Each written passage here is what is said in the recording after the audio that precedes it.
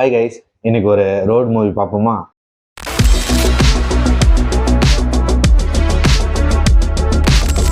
இந்த படத்தோட பேரு போகுமிடம் வெகு தூரம் இல்லை. இதுல விமல், கருணாஸ், ஆடுகளம் நரேன் இவங்கெல்லாம் நடிச்சிருக்காங்க. இதை இயக்கி இருக்கிறவர் மைக்கேல் கே ராஜ். இதுக்கு இசையமைச்சிருக்கிறது பார்த்தீங்கன்னா ரகுநந்தன்.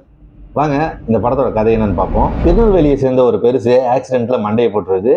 இவருக்கு நான் தான் கொல்லி வைப்பேன்னு சொல்லி அவரோட 2 மனைவிகளோட மகன்களும் அடிச்சுக்கிறானுங்க.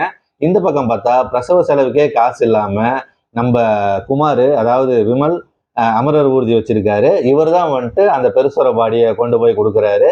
அப்படி போற வழியில கூத்து கலைஞரான நளினமூர்த்தி, அதாவது கருணாஸ் பார்த்தீங்கன்னா இவர் வண்டியில லிஃப்ட் கேட்டு ஏறிக்கிறாரு. இப்போ இந்த பயணத்துல இவங்களுக்குள்ள நடக்கக்கூடிய பிரச்சனைகள் என்ன, இவங்க கரெக்டான டைமுக்கு அந்த பாடியை கொண்டு போய் சேர்த்தாங்களா, இதெல்லாம் தான் இந்த படத்துடைய மீதி கதை. இந்த படத்தோட ஹீரோவே கருணாஸ் தான். அந்த அளவுக்கு இருந்தது அவரோட பர்ஃபார்மன்ஸ். ரொம்ப சூப்பரா பண்ணியிருந்தாரு. அதே மாதிரி விமனுமே கொடுத்த கேரக்டர் கரெக்டாக பண்ணியிருந்தாரு. பெருசாக வந்துட்டு ஆழ்த்திக்காத ஒரு கேரக்டர் தான். தம் அடிக்க மாட்டாருங்கிறத வந்துட்டு படம் பார்த்து தான் தெரிஞ்சுக்கிட்டேன். அந்த அளவுக்கு தான் இருந்துச்சு அவருடைய ஆக்டிங்கு. இது போக பார்த்தீங்கன்னா வந்துட்டு நரேனே இவங்க எல்லாமே வந்துட்டு கொடுத்த கேரக்டர் வந்துட்டு கரெக்டாக பண்ணியிருக்காங்க. இந்த குமாரும் இந்த நளினமூர்த்தியுமான கேரக்டர் வந்துட்டு சில இடங்கள்ல தான் ஒர்க் அவுட் ஆயிருந்துச்சு. அது நிறைய இடங்கள்ல ஒர்க் அவுட் ஆயிருந்துச்சுன்னா சூப்பராகவே இருந்திருக்கும் இந்த படம். ஏன்னா வந்துட்டு இப்போ நம்ம மாதவனும் கமலும் அந்த அன்பே சிவம் படத்துல பாத்தீங்கன்னா அவங்களோட அந்த இது வந்துட்டு ரொம்பவே அழகா வந்துட்டு நம்மளுக்கு கன்வே ஆகிருக்கும். அதே மாதிரி பாத்தீங்கன்னா நந்தலாலையும் பாத்தீங்கன்னா அந்த பொடியும் அந்த மிஸ்கினோட இதுவுமே பாத்தீங்கன்னா சூப்பரா கனெக்ட் ஆயிருக்கும். அந்த ஃபிளேவரை வந்துட்டு இந்த படம் வந்துட்டு நம்மளுக்கு கொடுக்கறதுக்கு வந்துட்டு கொஞ்சம் தோணுது. பட் ஓவராலா வந்துட்டு அவர் வந்துட்டு ஒரு நல்ல ஒரு எஃபர்ட்டை தான் போட்டிருக்காருன்னு சொல்லலாம். அந்த ஒன்லைனே வந்துட்டு ஒரு நல்ல ஒன்லைன் தான். கொஞ்சம் டீப்பா யோசிச்சு பார்த்தோம்னா அது ஒரு டார்க் காமெடி தான் இது. இது போக அந்த ஏஞ்சல் கதை, அந்த கூத்து கதை, அந்த கர்ணர் கதைகள்லாம் பார்த்தீங்கன்னா அவ்வளோ சூப்பராக இருந்தது. அது ரொம்ப நல்லாவே இருந்தது. ஆனால் வந்துட்டு அது சில இடங்களில் வந்துட்டு கனெக்ட் ஆகல. அது வந்துட்டு பார்த்தீங்கன்னா கிளைமேக்ஸில் வந்துட்டு அது சொல்லும்போது வந்துட்டு இன்னுமே சூப்பராகவே இருந்தது. அது நல்லா ஒர்க் அவுட் ஆயிருந்தது. அது நிறைய சீன் வந்துட்டு வெட்டி வீசி இருந்திருக்கலாம். இவர் பொது டேரக்டருங்கிறதுனால இவர் பார்த்தீங்கன்னா எடுத்தது எல்லாத்தையும் வைக்கணும்னு நினச்சிருக்காருன்னு நினைக்கிறேன். பாரபட்சமே இல்லாமல் வந்துட்டு வெட்டி வீசிருக்கலாம். பெரிய டியூரேஷனாக இருக்குது இந்த படம்.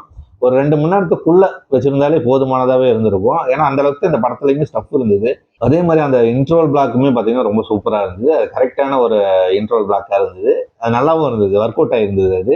இதுக்கப்புறம் என்னடா பண்ணுவானுங்க அப்படிங்கிற மாதிரி ரொம்ப சூப்பரா இருந்துச்சு. அதே மாதிரி பார்த்தீங்கன்னா கிளைமேக்ஸுமே பார்த்தீங்கன்னா ஆடியன்ஸே சொல்ல ஆரம்பிச்சுட்டாங்க, இதுதான் நடக்க போகுது அப்படிங்கிற மாதிரி. அது ஒன்றும் பெரிய விஷயம் கிடையாது. இருந்தாலும் வந்துட்டு வேற வழி இல்லைன்னு நினைக்கிறேன். அதான் பண்ணி ஆகணுங்கிற மாதிரி தான் இருக்குது. அந்த சுச்சுவேஷன் பார்த்தா அப்படிதான் இருக்குது. பரவாயில்ல, அதெல்லாம் வந்துட்டு நல்லாவே இருந்தது. அதுக்கப்புறம் அவர் இறந்ததுக்கு அப்புறம் பார்த்தீங்கன்னா அந்த பின்னாடி அந்த டான்ஸ் ஆடுறதெல்லாம் வந்துட்டு ரொம்பவே நல்லா அந்த வாய்ஸ் ஓவர்லாம் கொடுத்து வந்துட்டு ரொம்ப சூப்பராகவே பண்ணியிருந்தாங்க. படத்தில் பிரச்சனையாக இருக்கிறதுன்னு பார்த்தீங்கன்னா ஸ்க்ரீன் பிளே தான். இன்னும் கொஞ்சம் பெட்டராகவே எழுதியிருக்கலாம். நிறைய இடத்துல பாரபட்சமே பார்க்காம வெட்டி வீசி இருக்கணுங்கிறது என்னுடைய கருத்து. அடுத்த படத்துலலாம் வந்துட்டு இதை சரி பண்ணிடுவாருன்னு நினைக்கிறேன். இவரோட ரைட்டிங்லாம் பார்த்தா ஓல்டு ஸ்கூல் மாதிரி தெரியுது. 2000 2015 வந்துட்டு தமிழ் சினிமாவில் ஒரு டெம்ப்ளேட் இருந்துச்சு. அந்த வே ஆஃப் ஸ்டைல் வந்துட்டு இதில் இருக்குது. இவரோட ரைட்டிங்கில் வந்துட்டு தெரிகிற மாதிரி இருக்குது. அநேகமாக ஓல்ட் ஸ்கூலாக தான் இருப்பாருன்னு நினைக்கிறேன். பரவாயில்ல, வாழ்த்துக்கள் அவருக்கு. இது போக இன்னொரு ப்ளஸ் பாயிண்ட்னு சொல்லணும்னா படத்துடைய மியூசிக் தான். ரகுநந்தன் வந்து பட்டை கிளப்பி இருக்காருன்னு சொல்லலாம். எனக்கு யார் மியூசிக்கு என்னென்னலாம் தெரியாது. சும்மா தான் அப்படியே போய் சரி பார்ப்போம் அப்படிங்கிறக்காக இந்த படத்தை போய் பார்த்தோம். பார்க்கும்போதே நான் ஓப்பனிங்லேயே சொல்லிட்டேன், யார் இது மியூசிக்கு அப்படின்னு ஃப்ரெண்டு கிட்ட கேட்க ஆரம்பிச்சிட்டேன். அவ்வளோ சூப்பராக இருந்துச்சு. பெரிய ப்ளஸ்ஸாக இருந்தது. இவரை நோட் பண்ணி வச்சுக்கோங்க. சூப்பரான ஒரு மியூசிக் டைரக்டர்னு சொல்லலாம். இடையில ஒரு காதல் ஜோடி வருவாங்க. அந்த சீன்லாம் வந்துட்டு தவிர்க்கிறது தான் நல்லது. திரும்ப திரும்ப இதை வந்துட்டு நம்ம ஒரு நல்லதாக தான் சொல்றோம். ஆனா வந்துட்டு இது வேற மாதிரி போய் முடியுது. அதனால வந்துட்டு இந்த மாதிரி காட்சி அமைப்புகள்ல நீ வைக்காம இருக்கிறது தான் வந்துட்டு நல்லதுன்னு நினைக்கிறேன்.